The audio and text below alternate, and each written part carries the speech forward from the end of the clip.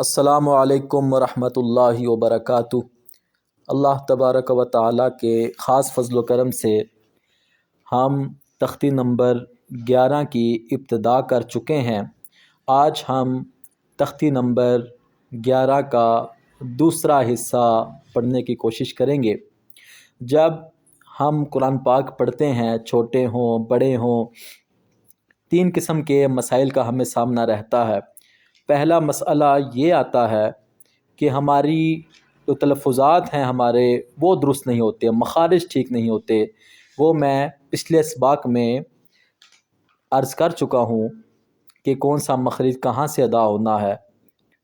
دوسرا مسئلہ یہ آتا ہے کہ ہماری روانی ٹھیک نہیں ہوتی۔ جب ہم رواں سے پڑھتے ہیں، کسی کو لمبا کر دیا، کسی کو چھوٹا کر دیا، تو اس کے حل کے لیے یہ جو ابھی تختی ہے یا آگے والی تختی آنے والی ہیں، یہ بہت مفید ثابت ہوں گی۔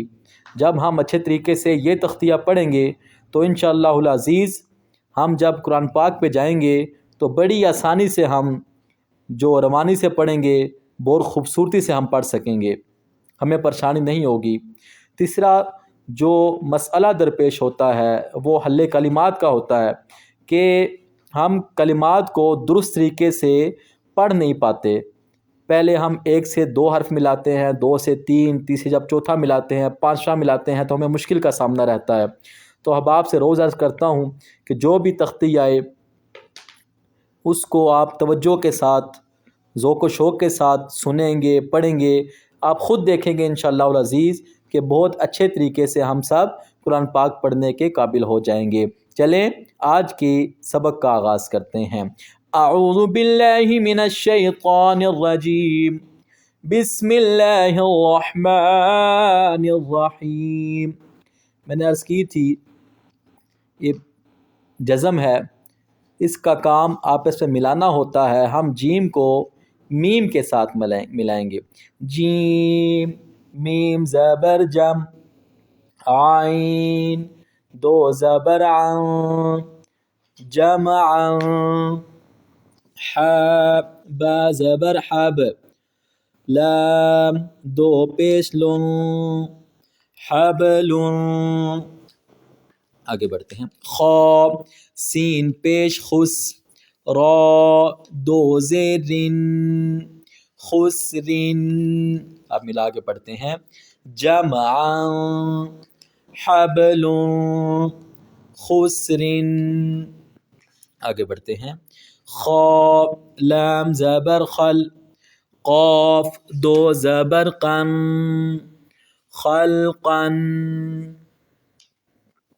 خلقن۔ آگے بڑھتے ہیں۔ سین با زبر سب، ح 2 زبر حن، سبحا، سبحا۔ سین با زبر سب، قاف 2 زبر قن، سبقا۔ شین حمزہ زبر ش، نون 2 پیش نون، شأن۔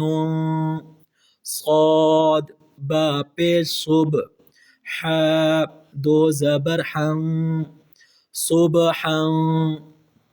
ضاد با زبر ضب، ح 2 زبر حن، ضبحا۔